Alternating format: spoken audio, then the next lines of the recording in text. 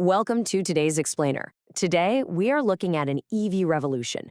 But honestly, it's not happening where you'd probably think. When we imagine the transition to electric vehicles, we usually picture the pristine highways of Norway, or maybe those massive, high-tech megafactories in China or the US. But to really understand the cutting edge of transportation policy right now, we need to completely shift our geographical focus. We're going to explore a story that is as curious as it is groundbreaking. And by the end of this, you are going to learn something absolutely fascinating about how energy and finance are colliding to completely reshape a nation. So, if I asked you to point to the country with the most radical, aggressive EV policy on the planet, where would you point? Because the answer is actually Ethiopia. 2 years ago, the Ethiopian government did something completely unprecedented on the global stage. They outright banned the importation of personal vehicles powered by internal combustion engines. That's right, no more gas cars coming in. Period. Section 1, Africa's surprising EV leader, and a sudden shift in policy. Okay, let's dive into this and see exactly how Ethiopia became a sudden pioneer in the electric vehicle space. Now, we aren't just talking about some policy stuck on paper here. This is rapidly transforming the streets. The sheer scale of this transition is staggering. There are now over 115,000 electric vehicles navigating Ethiopia's roads right now. To put that into perspective, EVs now account for a whopping 8% of all cars in the entire country. That is massive market penetration in an incredibly short amount of time. And this boom is spreading like wildfire. Imports specifically from China to Ethiopia have completely skyrocketed. In 2024, they brought in just under 20,000 vehicles. Well, by 2025, that number more than doubled to over 44,000 shipments, valued at over $200 million. Ethiopia is now single-handedly consuming a third of Africa's total EV imports from China, totally outpacing major economies like South Africa, Egypt, Morocco, and Nigeria. Section 2, banning the gas pump, and the economic necessity. So, what actually drove this sudden, drastic ban? Interestingly, this wasn't necessarily born purely out of environmental idealism. It was a strict economic necessity. Ethiopia, like a lot of African nations, lacks local refineries. This means they have to import every single drop of gasoline and diesel they use. When global events, like strict U.S. sanctions on Iran, caused immense supply chain disruptions and massive price spikes, importing all that fuel became financially paralyzing for the country.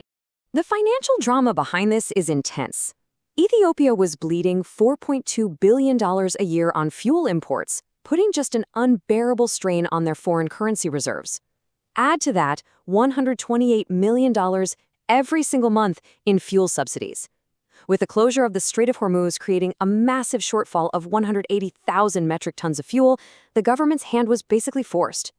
Transitioning to EVs wasn't just a nice idea, it was a critical buffer against external supply shocks.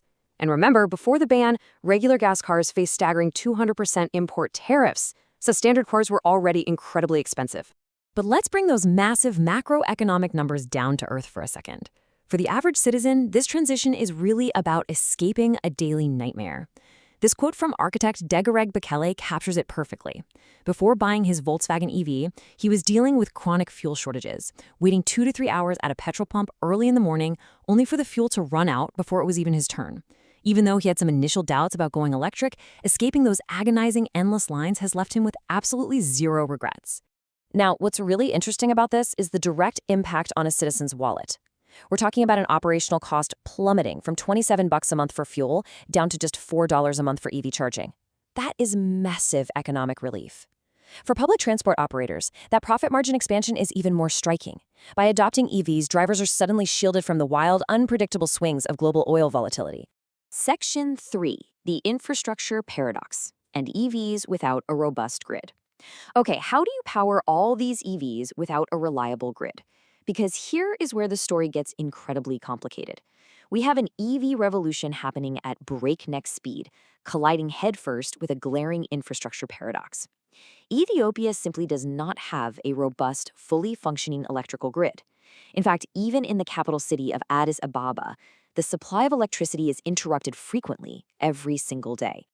Now, while the grid delivery itself is inconsistent by Western standards, the actual source of the power is a huge asset. 90% of Ethiopia's electricity comes from renewables, mainly hydro and solar. This is strongly bolstered by the Grand Ethiopian Renaissance Dam, which is Africa's largest hydroelectric project. And while this dam promises to double power generation, it is worth noting that it remains at the center of a decade-long international water dispute with downstream nations like Egypt and Sudan. But despite all that incredible green energy potential, the physical charging infrastructure is lagging far, far behind. In Addis Ababa, a major African metropolis, there are currently fewer than 100 public chargers, literally less than 100. This harsh reality means that while the city is adapting, driving an EV outside the capital into the countryside, where power cuts are even more severe, is immensely problematic. So naturally, this creates intense range anxiety, which is beautifully captured here by Lima Walk Gary, a local coffee export manager. He loves his BYD electric car, but he laments that he can't even drive it to Hawassa, a popular lakeside resort just 177 miles away. The car has a 260-mile range, but as he points out, once you're out there without chargers, what are you actually going to do?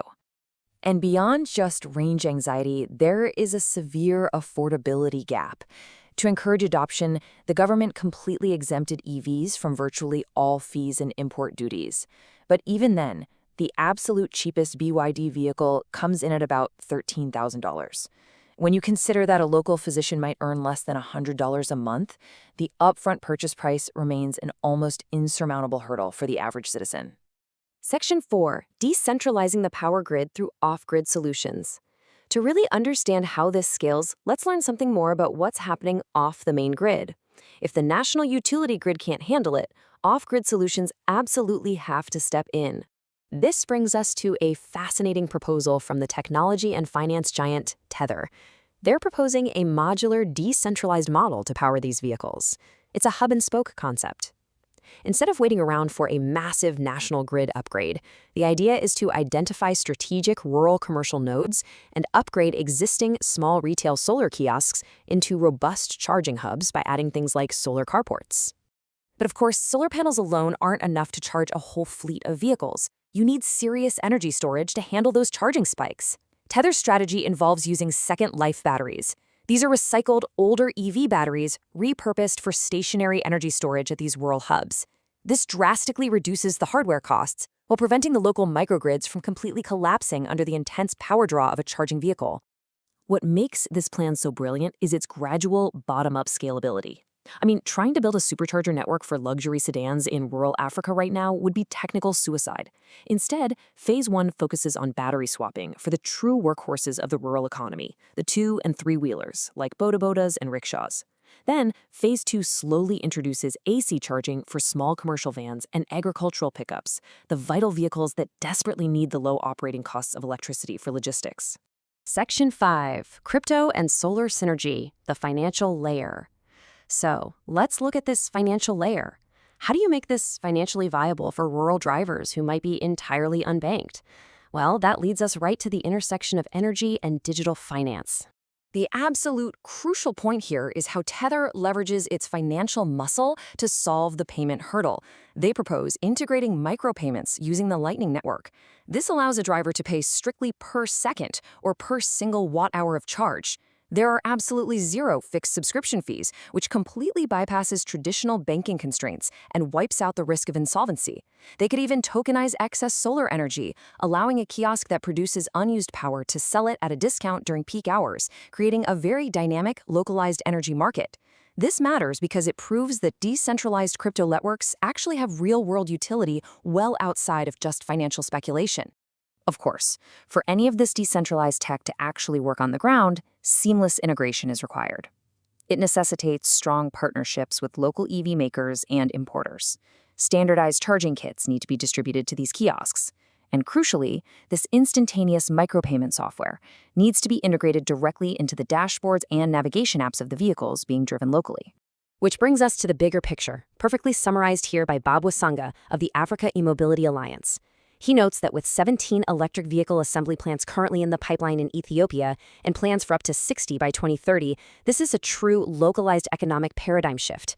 It is, as he says, not just about transport, it's about reshaping how the country uses energy and who actually benefits from that shift.